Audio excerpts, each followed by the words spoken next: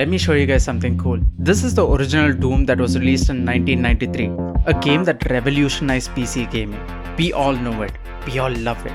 And this is the doc they used to pitch the game before development began. It explains the characters of the game, some of the enemies, an overview of some of the levels, and pretty much everything you need to know what the game's about.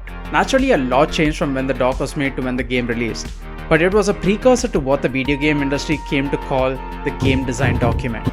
It's kind of impossible to imagine making a game these days without a game design document, especially when they take forever to make, or require several people working together, or both. They are massive documents that are integral to any game's development, storing information like the game's core philosophy, features, gameplay, scope, story, the tech used, the secret to happiness, everything. Now, every game design document or GDD is different based on the game being made and the studio that's making it. But fundamentally, the main goal of a GDD is to clearly communicate the core ideas of the game to the stakeholders, help plan out the overall structure of the game, thoroughly explain the features of the game, be usable and easily iterated, and ensure that every person involved with making the game is on the same page. And it's primarily a game designer's job to create and maintain GDDs, arguably one of their most important jobs as a game dev. This is why learning to write GDDs is considered a necessity for game designers. So all these game design courses that have been popping up over the last decade have been providing these GDD templates based on how a bunch of these classic game docs were written, mostly because these were the only ones publicly available. And every template had these in common. They're single long documents with several pages.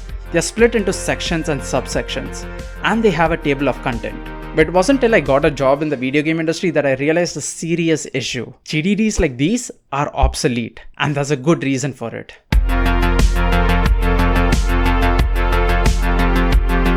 There were some major issues with traditional GDDs. Most of these traditional GDDs were based on design docs from classic games from an era where games were much simpler with far fewer features and made with a much smaller team. It was also common to print out these design docs and have them handy for every developer to use. But the video game industry and games in general have evolved. Just look at the last decade.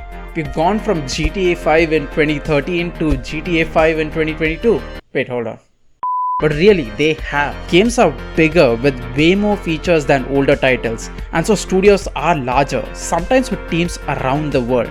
More people are involved in creating and maintaining the design doc, and seriously, who even has a printer anymore? When this is the reality for modern game dev, it's natural for game studios to have specific requirements for their GDDs. They'd want them to be collaborative since more than one person would be working on it. Easy sharing for it to be accessible by several people around the world. Easy reading since these GDDs are now going to be massive. And effective to navigate since these are now large docs that are primarily accessed on computers since they're going to be digital.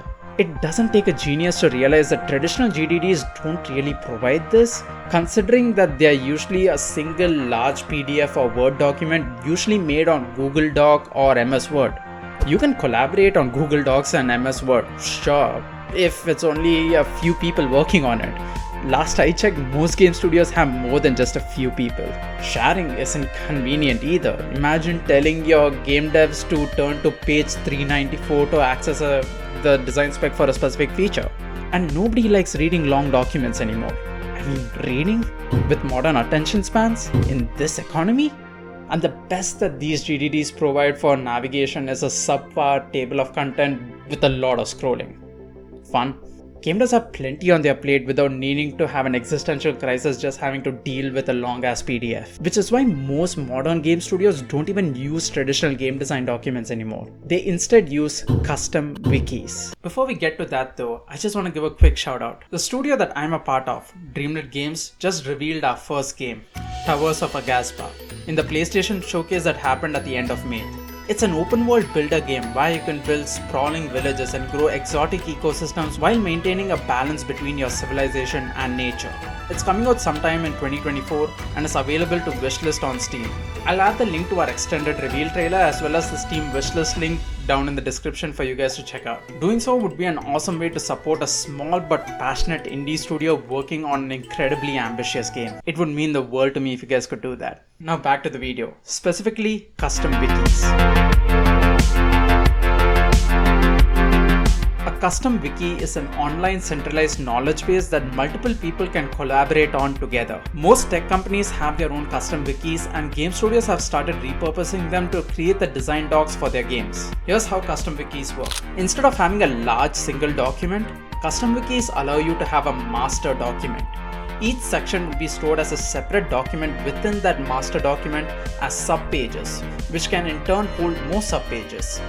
Each page will have its own title, content, and sharing URL, which is kept completely separate from every other page.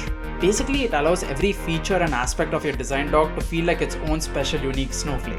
And it's extremely powerful, especially if you go back to what we look for with design docs for modern games. With collaboration, it's so much easier. Every game dev can create their own page on the custom wiki without impacting any other page. People can add and edit pages, keep track of changes, and even add comments to other pages. With sharing, since the doc now is split into multiple pages with each page having its own unique URL, you just need to share the link of the required page to the involved stakeholders without needing to send the entire document. You can also set permissions on who should be able to access and edit each page if required. With reading, since each page is now a smaller part of the document, it's a lot easier to go through. It's concise and easier to get the required information from the document without any distractions. Finally, for navigation, with the structure of a master document and subpages underneath it, it's much easier to find your required feature without needing to scroll through hundreds of different pages. If you are Google Docs or MS Word, custom wikis would be the GDD tool your partner tells you not to worry about.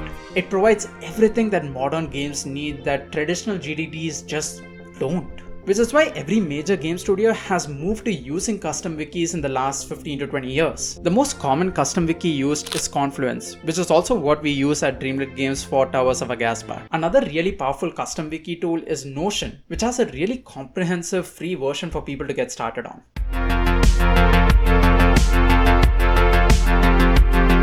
So where do you get started with using custom wikis for your GDDs? A template would be awesome, right? Fortunately, an awesome GDD template was created in Notion by Rosa Cabo Mascarell. I'm so sorry if I messed up that name. And her GDD template splits the master document into 3 sections. The core, which holds the docs related to the philosophy of the game. Features for docs related to the mechanics and systems of the game.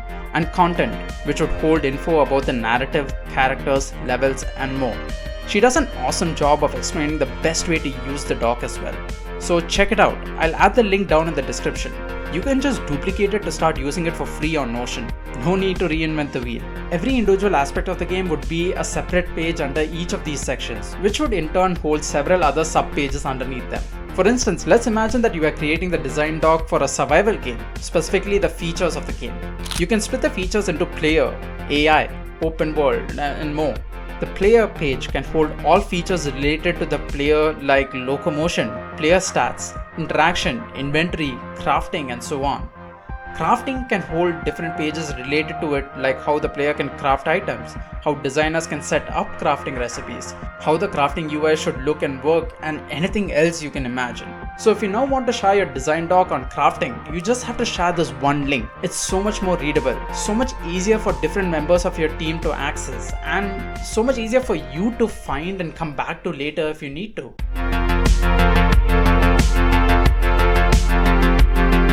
This is just one way to create custom wikis for your GDD. Game design docs by nature are different based on the kind of game you're making and the kind of team you're working with. As game designers, a huge part of our jobs is to be able to communicate with our team with the best way possible, and a good design doc is an essential way to go about doing that. I know this video went more over the format of a good game design doc rather than how to write a good design doc, because those two are completely different. That deserves its own video, and that will be coming soon. So subscribe to the channel to not miss out on it. I'm trying to hit 1000 subscribers soon, so go ahead and hit the subscribe button, and a like and a share goes a long way towards supporting me as well. And maybe leave a comment on what other things you would like for me to cover regarding game design or becoming a game designer. Also remember to wishlist Towers of Aghasba on Steam and join our Discord to stay updated on the development of the game. That's been it. My name is Sai, and until next time, sayonara.